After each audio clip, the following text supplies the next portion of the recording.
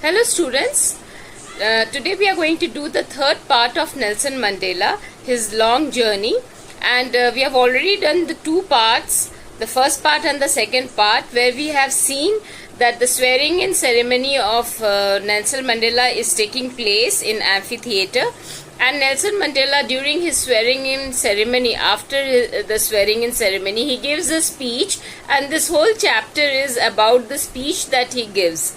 So in the event of the speech, he remembers his co-freedom fighters, he remembers his 27 years of jail and all the atrocities that the South African people have had to face because of the apartheid system that was carried by the white people on the black people. So we are going to go do further and see what else does this story tells us. Okay, so let's start with the chapter now. Students, in our last class we had finished with this point that where Nelson Mandela says that South Africa has whole mines of diamonds, but the real diamonds are not the mines that are producing diamonds, but the people over there. We also saw him remembering his co-freedom fighters who had laid down their lives and fought for the struggle of South Africa, independence of South Africa. And then he here in the last paragraph he says that people are born with love, hate. They are not born with the hatredness in them. It is through the events and with passage of time that they learn to hate. So now we are going to start from here. In life, every man has twin obligations. Obligations to his family, to his parents, to his wife and children, and he has an obligation to his people, his community, his country. So here Nelson Mandela speaks about two responsibilities. Obligations means two responsibilities. Which are those two responsibilities? The first one is towards his own family, his own parents, his own wife, children and everyone. And the second one is towards the country. He has some responsibility towards his country also, towards his country fellow men and his community. So in a civil and humane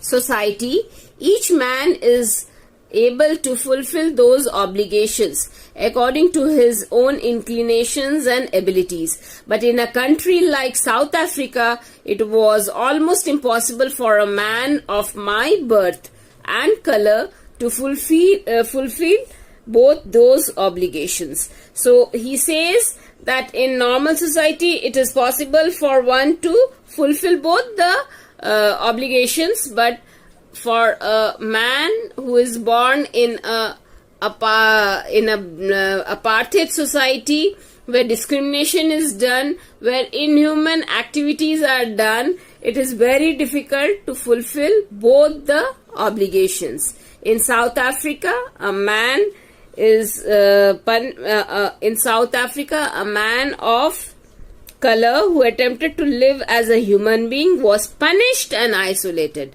So he says that see what sort of atrocities, cruelty has been done to people of South Africa, to people of a particular race on the basis of the skin color.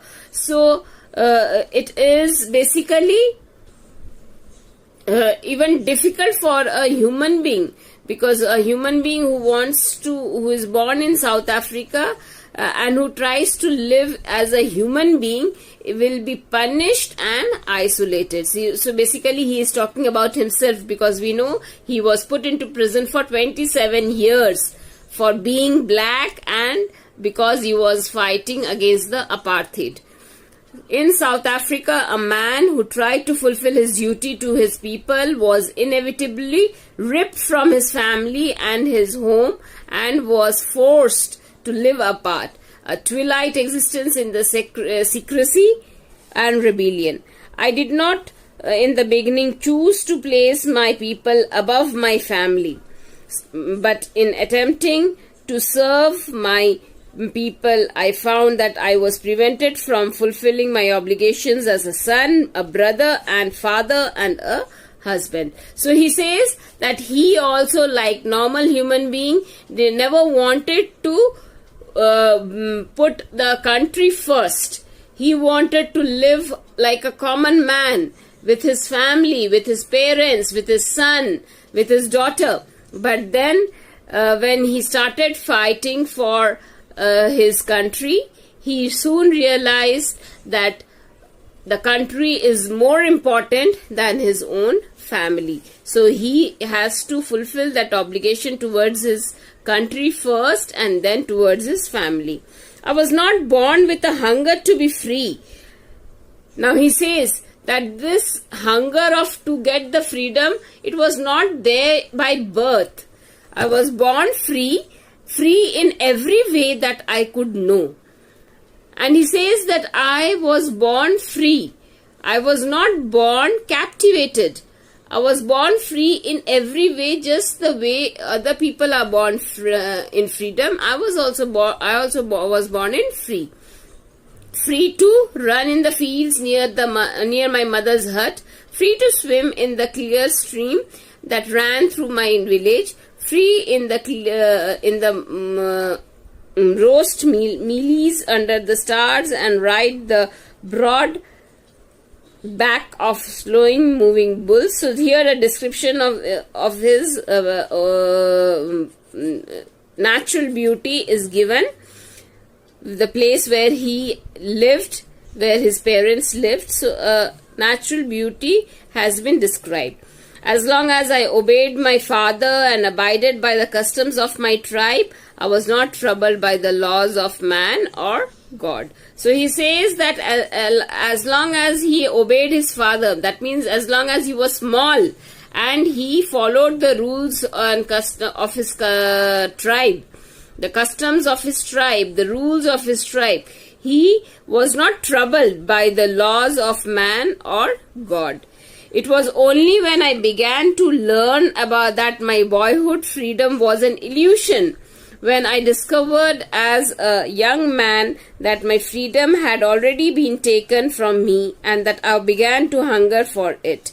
So he says that I was not born with the hunger of freedom, but then it was only, that means in childhood he had no thought of working for his country, fighting for apartheid, and to live for his country. It was only when he became a young person that he understood what is the actual scene of plight of the human beings over there, of the people of South Africa, natives, what is the actual plight of the dark colored skin people. So it was then when he found out that there is so much of atrocities which is being done, there is so much of misery which is all around. He said that he has to fight for freedom. He wanted freedom only for, at first as a student, I wanted freedom only for myself. The transitory freedoms of being able to stay out at night, read what I pleased, and go to where I choose. So initially for him the freedom was only for himself, because as I said you earlier, the South African people, the blacks, were not allowed to move out freely in night. They cannot go to every place. They could not go out after a particular time. They needed passes to go out, and their life was restricted in several ways. They could not have gone and ate in a restaurant, in a food joint. So it was in his youth he realized that there were so much of restrictions put on the black people, and he then chose to fight for his own freedom. Initially it was fight for his own freedom. Later, as a young man in Johannesburg, I yearned for the basic and honorable freedoms of achieving my potential, of earning my keep, of marrying and having a family, the freedom not to be obstructed in a lawful life. So later, as a young man in Johannesburg, he earned for the basic honorable freedom. So once he got married, he had a family, and then he did not want any obstruction in his lawful life, not to be obstructed in a lawful life. So he did not want his life to be obstructed. बंधन में बांधना नहीं चाहते था, rules and laws के बंधन में नहीं बांधना चाहता था. So that is what has been explained over here. Okay, so it was then he started, the thought of freedom came to his mind, and he started fighting for his own country, for the freedom of his own country.